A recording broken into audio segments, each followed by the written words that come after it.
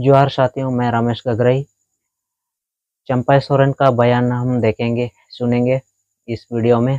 जो पहले जेएमएम में जब था तो या वो घुसपैठियों पर क्या बोलते थे और अभी जो बीजेपी में शामिल हो गए तो अब क्या बोल रहे हैं। तो चलिए, चंपा सोरेन के भाजपा में मुझे लगता है कि एक एंट्रेंस टेस्ट के बदौलत शामिल हुए हैं। हम सभी जानते हैं कि भाजपा के लिए बांग्लादेशी घुसपैठियों का मामला एक मुद्दा है और चंपा सोरेन ने भाजपा ज्वाइन करने संबंधी एक्स के पोस्ट पर लिखा कि आज बाबा तिलका मांझी और सिद्धू कान्हू की पावन भूमि संताल परगना में बांग्लादेशी घुसपैठ बहुत बड़ी समस्या बन चुकी है। इससे दुर्भाग्यपूर्ण क्या हो सकता है कि जिन वीरों ने जल, जंगल और जमीन की लड़ाई में कभी विदेशी अंग्रेजों की गुलामी स्वीकार नहीं की, आज उनके वंशजों की जमीनों पर यह घुसपैठ कब्जा कर रहे हैं। लेकिन कुछ दिन पहले यही चंपा सोरेन जी भाजपा पर आरोप लगा रहे थे कि भाजपा आदिवासी जमीन को पूंजीपतियों को सौंपने जा रही है और हमें झारखंड को बचाना है। किस तरह राजनीति व्यक्ति के चरित्र को भी बदल देता है, इसे आप अंदाजा लगा सकते हैं कि चंपा सोरेन जी यहाँ स्पष्ट करने का प्रयास कर सकते हैं कि समस्या असल में है क्या। इसको आप इस तरह से समझ सकते हैं। अभी वे कह रहे हैं कि घुसपैठियों से झारखंड को बचाना है और इस दूसरे वाले बयान में कह रहे हैं कि भाजपा से झारखंड को बचाना है। यानी भाजपा झारखंड में घुसपैठिए हैं जो आदिवासियों की जमीन पर कब्जा करने की कोशिश कर रही है। भाजपा में जाने की तैयारी के साथ ही चंपा सोरेन जी के कई सारे ट्वीट डिलीट किए जा रहे हैं। यदि किन्हीं के पास आर्काइव हो तो मुझे उपलब्ध करा सकते हैं ताकि संदर्भों को कोट करते समय मैं आपको बेहतर जानकारी दे सकूं। आगे चंपा जी का पोस्ट कहता है कि घुसपैठियों की वजह से फूलो जानो जैसी वीरांगना को अपने आदर्श मानने वाली हमारी माँ बहनों और बेटियों की अस्मिता खतरे में है। मैंने सांगठनिक रूप से भाजपा के हालिया दिनों के कुकर्मों को इंटरनेट पर सर्च किया तो देखा कि क्या मिला। अम्बेडकर नगर में दुष्कर्म के आरोप में बीजेपी नेता गिरफ्तार, हरिद्वार में बच्ची से रेप के बाद हत्या मामले में पुलिस का एक्शन, पूर्व भाजपा नेता समेत 6 गिरफ्तार, भाजपा नेता के मैरिज होम में दलित नाबालिग से गैंग रेप, जिंदा दफनाने की कोशिश की थी।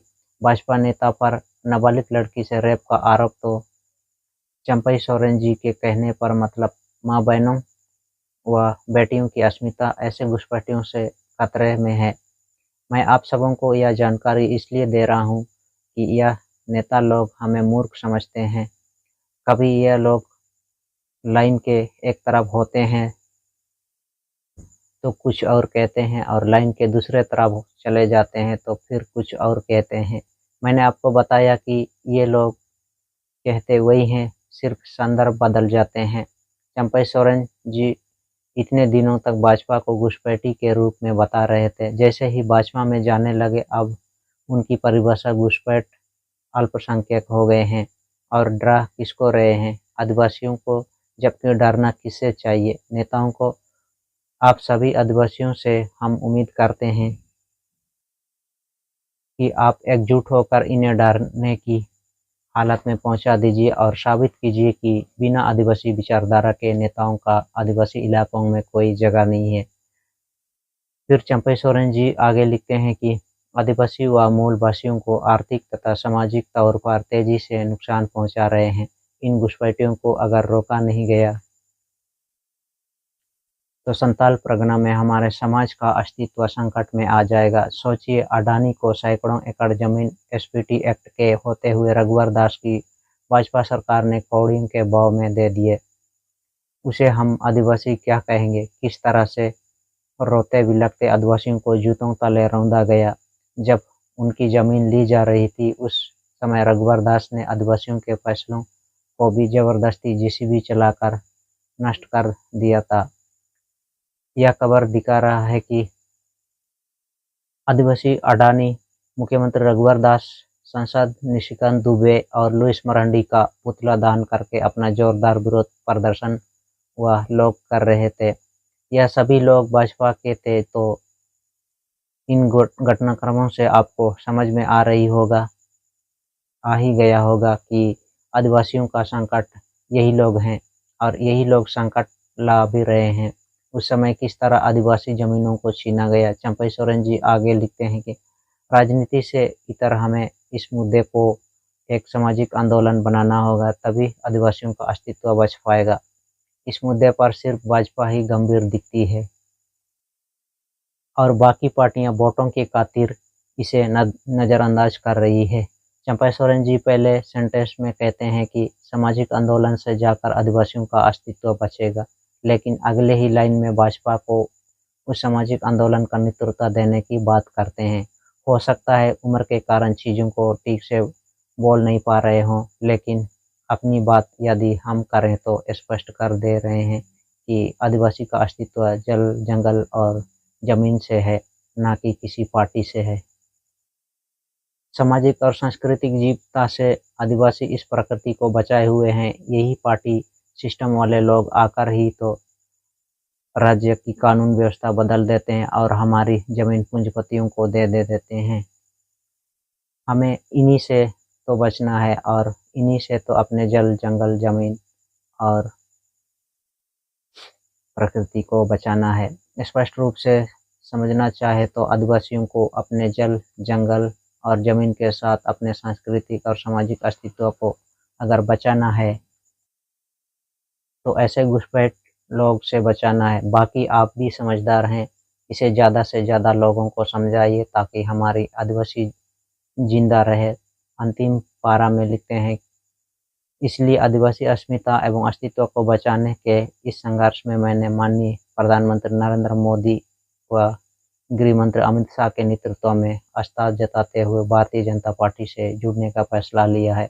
जहां तक चंपई सोरेन जी की आस्था का सवाल है, वह तो नरेंद्र मोदी और अमित शाह से पार्लियामेंट में सभी आदिवासियों को हिंदू कहकर सभी आदिवासियों का धर्मांतरण ही कर दिए हैं। तो क्या हम समझें कि चंपई सोरेन जी सरना को छोड़ रहे हैं? भाजपा ज्वाइन करने के लिए किस तरह का कुतर्कों का सहारा चंपई सोरेन जी ले रहे हैं और भाजपा के हर कदम को अब सही बोल रहे हैं। यही वह कारण था जिसके कारण मैं कह रहा था कि घुसपैठ का मुद्दा ही वह टेस्ट पेपर था जिसके आधार पर चंपई सोरेन पास होकर भाजपा में शामिल हो सकते हैं। भले ही भाजपा ने आपको शामिल करने के लिए पास कर लिया हो, लेकिन आदिवासी अंधभक्त नहीं है। आदिवासी अपने जल, जंगल और जमीन की रक्षा करने के लिए सक्षम हैं। अब हम चंपई सोरेन जी के दूसरे चरित्र को समझने की कोशिश करते हैं। चंपई सोरेन जी तो वही थे, लेकिन उस समय वे जम्मू की तरफ से मुख्यमंत्री थे। लोकसभा चुनाव के दौरान प्रधानमंत्री नरेंद्र मोदी ने संताल परगना में घुसपैठी का जब मुद्दा उठाया, तब चंपई सोरेन ने एक्स में 5 मई 2024 को पोस्ट लिखा था कि भारतीय जनता पार्टी के नेता आरोप लगाते हैं कि झारखंड में घुसपैठिए आकर डेमोग्राफी चेंज कर रहे हैं। चंपई सोरेन ने सवाल किया कि वैसे यह घुसपैठी आते कहां से हैं? याद दिला दूं, बांग्लादेश में तख्ता पलट होने के बाद शेख हसीना भी तो घुसपैठ के रूप में सीधी दिल्ली में घुस आई थी, जिसे नरेंद्र मोदी ने ही तो शरण दी हुई है। और इस न्यूज को देखिए, असम में सीमा पार से घुसपैठियों की संख्या बढ़ी। भाजपा तो सिर्फ संताल परगना का डेमोग्राफी बदलता हुआ नजर आता है। आप चीज़ों को समझ रहे होंगे। मुझे लगता है असम का नहीं बदल रहा है डेमोग्राफी, क्योंकि वहाँ भाजपा का शासन है और वहाँ कोई मुद्दा भी नहीं है। फिर आगे चंपई सोरेन जी भाजपा से पूछते हैं कि उस अंतर्राष्ट्रीय बॉर्डर का चौकीदार का जिम्मा झारखंड सरकार को कब मिला? राजनीति करने की जगह उस अंतर्राष्ट्रीय सीमा को सील क्यों नहीं किया जाता? यह गलती किसकी है? अब इस खबर को देखिए, भारत बांग्लादेश अंतर्राष्ट्रीय सीमा की सुरक्षा प्रभावित हो रही है। क्यों? क्योंकि बीएसएफ की आधी से ज़्यादा कंपनियां चुनाव ड्यूटी पर तैनात थी और देश में चुनाव कौन कराती है? केंद्र सरकार की एजेंसी चुनाव आयोग। भाजपा की यह साजिश तो नहीं है कि संताल परगना क्षेत्र में बांग्लादेशी घुसपैठियों को जानबूझकर घुसाकर राजनीति मुद्दा बनाया जा रहा हो, क्योंकि बीएसएफ की कमांड तो केंद्र सरकार के पास में है, ना कि झारखंड सरकार के पास। झारखंड सरकार के पास तो अपनी झारखंड पुलिस है, जिसे अंतर्राष्ट्रीय सीमा की सुरक्षा का जिम्मा तो नहीं दिया। चंपा सोरेन जी का सवाल वाजिब है कि संथाल परगना में घुसपैठियों को घुसाने का काम केंद्रीय एजेंसियों के मार्फत मोदी सरकार ही कर रही है और झारखंड सरकार में दोष मानने का राजनीतिक खेल चुनाव में खेल रही है। यह आरोप खुद चंपई सोरेन जी ने लोकसभा चुनाव के दौरान भाजपा पर लगाया था और वह अब उसी भाजपा पर घुसपैठियों को रोकने की हिम्मत होने का दावा कर रहे हैं। मैं बयान वाइज यह सब बातें आपको बता दे रहा हूं ताकि आप चीज़ों को बेहतर ढंग से समझ सकें और होश में अपना निर्णय ले सकें। फिर मुख्यमंत्री के पद से चंपई सोरेन जी ने बीजेपी से उस समय पूछा था कि झारखंड में राशन कार्ड तक आधार संख्या के बिना नहीं बनता। आधार कार्ड बनाने वाली एजेंसी केंद्र सरकार के अधीन काम करती है। नागरिकता देना केंद्र के अधिकार क्षेत्र में आता है। इस प्रक्रिया में होने वाले गड़बड़ी के लिए कौन जिम्मेदार है? उन्हीं के शब्दों में भाजपा ने झारखंड के आदिवासियों और मूलवासियों के लिए कोई काम नहीं किया। बीजेपी को तो प्रदेश के मतदाताओं से वोट मांगने का कोई नैतिक अधिकार नहीं है। बीजेपी हमेशा से एक समुदाय को दूसरे समुदाय से लड़ाकर सत्ता में काबिज होती रही। झारखंड के लोग इस सच्चाई को समझ गए हैं। अब झारखंड की जनता बीजेपी के झांसे में नहीं आएगी। मैं यह वीडियो चंपई सोरेन जी के इन्हीं शब्दों के साथ समाप्त कर रहा हूं कि अब झारखंड की जनता बीजेपी के झांसे में नहीं आएगी। सबों को जोहार, धन्यवाद।